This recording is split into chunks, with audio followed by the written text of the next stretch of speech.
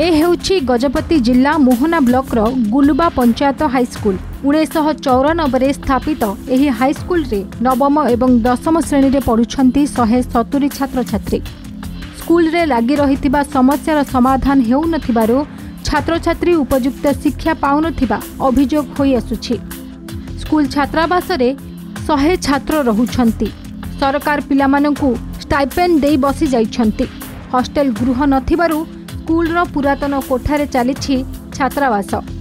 सामान्य वर्षा हेले पानी गलुछि। शौचालय नथिबा बेले वार्डेन पदवी खाली पड़ी। अत्याधुनिक विज्ञान लैब निर्माण करा जायथिले मध्य ए पर्यंत विद्युत संयोगीकरण नाही। कोठा एवं लैब कार्यक्षम होई पारु नाही। सीबीजेड और टीजीटी शिक्षक पदवी खाली पड़ी। सबुठारु गुरुत्वपूर्ण कथा हला विद्यालय रे पाचेरी मध्य नाही। फलरे असामाजिक व्यक्ति एवं गाईगोरु विद्यालय मध्य को पशि आसी शैक्षिक वातावरण को प्रभावित करुछंती। रोसई घर नथिबारु जरी पाल तले बुला कुकुरंक गहणरे रोसई करा जाउछि। रोसैया नथिबारु गाँर जणे व्यक्ति अस्थायी भावे मध्याह्न भोजन रोसई करुछंती। स्कूल सब सुविधा होई अछि किंतु करेंट नथिबा हेतु आमे माने किछि पढ़ी पारुनु। कंप्यूटर क्लास मध्ये करेंट नाही तेणु कर आमे कंप्यूटर क्लास भी पढ़ी पारुनु। सरकार को अनुरोध करूछु जे एही असुविधार सुविधा करि दियंतु। बाउंड्री समस्या होचे एवं बाउंड्री नथिबा जग आमे फुल भलरे बगीचा लगे पारुनु।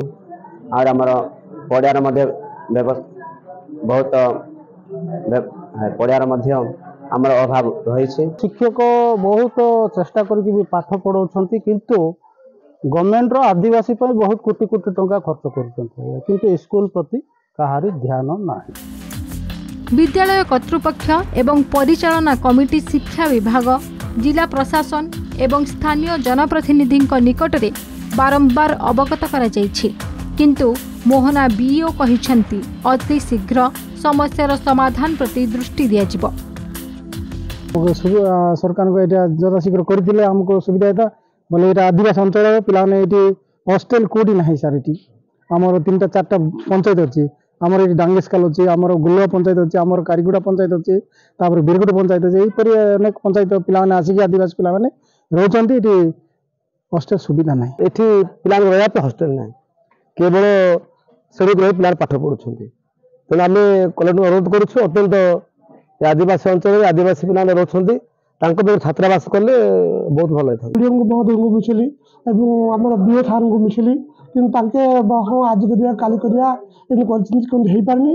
आमे बाध्य होई आउ किछि उपाय न पाई पुराना बिल्डिंग रु आमे करंट नेकी आमे सामूहिक भाव काम चलाउछु। जते शीघ्र समस्यार समाधान शीघ्र करिया पे वर्तमान चेष्टा चली। जदियो इलेक्ट्रिक आसिले सेमानकर समस्या समाधान होई मु आशा करछु। शिक्षा क्षेत्र को सुदृढ़ करबा पई राज्य सरकार अनेक योजना रही किंतु उपांत अंचल रे सरकार ही योजना ठीक भावे कार्यकारी हो पारुनथबा देखा देछि। जहा एही गुलुबा पंचायत हाईस्कूल को देखिले स्पष्ट बारी होउछि। तबे एठारे लागि रहितिबा समस्यार समाधान केबे होउछि एवं एक उपयुक्त शैक्षिक वातावरण केबे सृष्टि होउछि ताकू ही समस्तक अपेक्षा। गजपति जिला मोहनारू सुमन पटनायक, कलिंग टीवी।